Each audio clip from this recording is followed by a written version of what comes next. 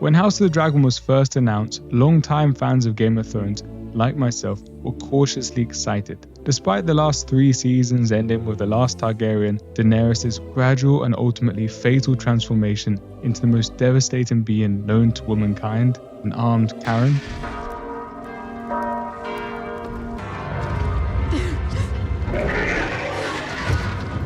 The Targaryen brand still held a lot of appeal and was now being represented in a story that actually had a beginning and end set in stone. And the first season didn't disappoint. The dragons looked great with far more detail, variation, and personality than they ever had in Game of Thrones. And the sets abounded with a level of colour and grandeur that was largely absent from the Westeros of the OG series. Plus, the time skip ensured that the much slower, contemplative pace of the show never became truly boring. And who could forget the iconic Viserys plotline, which had an even better ending than beginning. But things weren't all rosy. By the end of the first season, it was apparent that the series hadn't quite found a unique identity yet. It was keen to escape the epic scale of Game of Thrones and bring forth a much more intimate and dramatic Shakespearean tone, with dialogue far more poetic than realistic, meant to drive home great moral themes about war, family and insecurity, then present a realistic medieval world. But it also couldn't quite escape the legacy of Game of Thrones' more grounded and gritty take on this universe. With violence so gratuitous, it almost took you out of what they were trying to portray. This put House of the Dragon in a weird middle ground position, where many scenes were far too dramatic and somber to feel real, like Shakespeare if you stripped away all the dirty humour in life. And others were so gritty and intense that they made Game of Thrones seem like a Nickelodeon production in comparison.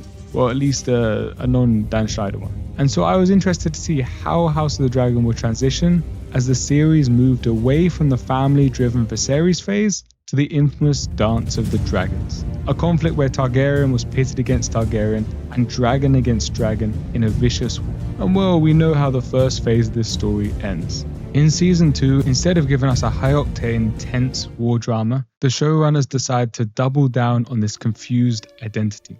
They put the whole Dance of the Dragons thing to the side and instead had Daemon, the fiercest fighter in the series, stay in a ruin doing tree psychedelics with a witch, while the other characters floated between mental breakdowns and sulking. Endless sulking.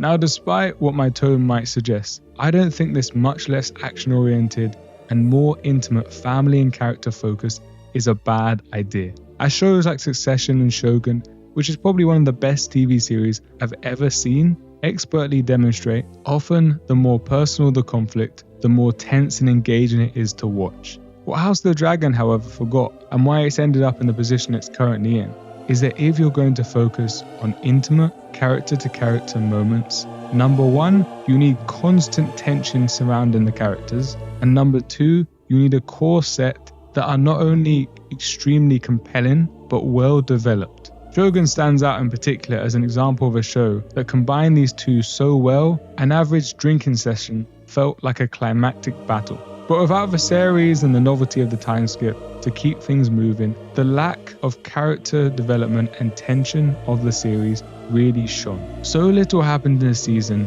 that it was hard to really be absorbed into the idea that a war was going on. Yes, characters fought and they argued and really turned the tables at the end, but particularly in Rhaenyra's case, this triumphal turn never really hit because her constant pacing up and down the same room while nothing happened throughout the rest of the series never really gave us the impression that she was in imminent danger. But in Shogun, when Toranaga tips the scale, despite the fact that we know from the very beginning, because of the title, that he will eventually triumph, we've had so many ups and downs, moments of extremely acute tension, that when the tables turn, we can't help but be fixed to the screen. And without this tension, all we're left with are fairly uncompelling characters. Now, there are undeniably great moments, and many of the main cast go through fascinating character arcs. The journey of Kristen Cole in particular stands out. Throughout the series, we see his black and white view of the world slowly break down as he begins to drift into nihilism and hopelessness, like many who experience the trauma of war. And his monologue in the finale, to me, represents the crowning glory of this journey. Do not think I have no shame in me, sir.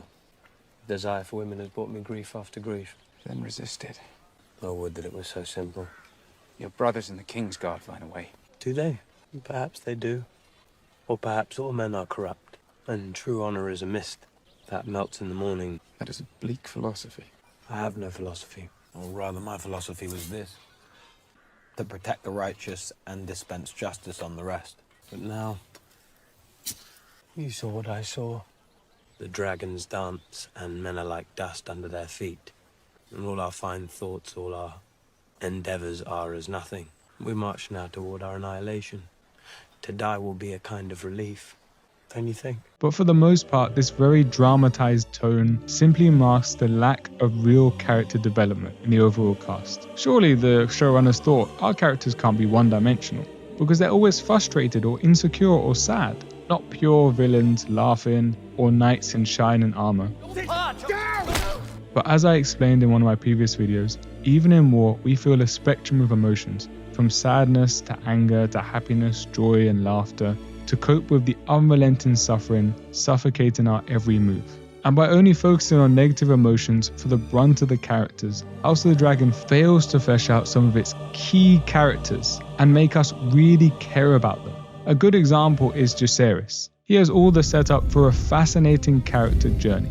You see, Jacaerys was brought up in a position of extreme privilege most in the poverty-driven world of Westeros can never expect to sample, and was well loved by his family. And yet, he never quite felt like he belonged. Not only were people constantly questioning his heritage, but he saw throughout his childhood that his very existence was used as a weapon to undermine his family. And thus, much like Aemond, he's deeply insecure. This insecurity could have been the setup to explore a darker side of Jacaerys, rather than just having him sulk 24/7. And by doing this, and showing how because of his background, particularly the love of his mother, he's able to redeem his character and not give in to his insecurity, the show could almost present Aemond and Jacaerys as two sides of the same coin. Aemond as the villain who gives in to his urges, and Jacaerys as the hero who learns from his flaws. And I could go on. There isn't a shortage of good concepts badly delivered in the series, but I don't think things are just as simple as they didn't know how to create the show they were envisioning. And this is where I'll get into what may be the major reason for the anticlimactic ending to Season 2, money.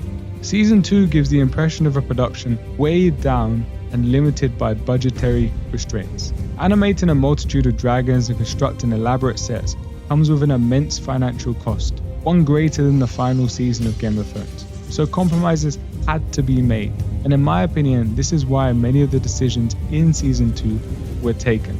The sets constructed, for example, would have cost such an immense upfront sum that it will be difficult for the showrunners to justify going away from them and instead showing epic conflicts or focusing on a much wider, grander scale. So they stuck with what worked in Season 1 and amplified it, hoping that people will be satisfied with a slow drip feed of tension while they directed their energies into the big climactic showdown they're planning for Season 3. And at its best, you can see why they chose this path. Some of the dramatic sequences were truly incredible. The fight between Rhaenys, Aemond and Aegon stood out as a highlight, as did the dragon claiming scene. But they just couldn't make up for the lack of overall tension and one-dimensionality of the cast in this season. But I believe things go even further than this. House of the Dragon, to me, is a clear victim of what I term the Hobbit syndrome. Hobbit syndrome, to me, is when an adaptation is artificially expanded for financial rather than creative purposes, like with Peter Jackson's Hobbit trilogy. And I think this explains why the series has such an overwhelmingly slow pace to it. You see, House of the Dragon isn't an adaptation of a book series or even a novel, but a part of a much larger novel by George R.R. Martin. So I wondered to what extent the series is being driven by the creatives or the executives. And on that thought, I'll leave things. Like and subscribe if you enjoyed the video, and if not,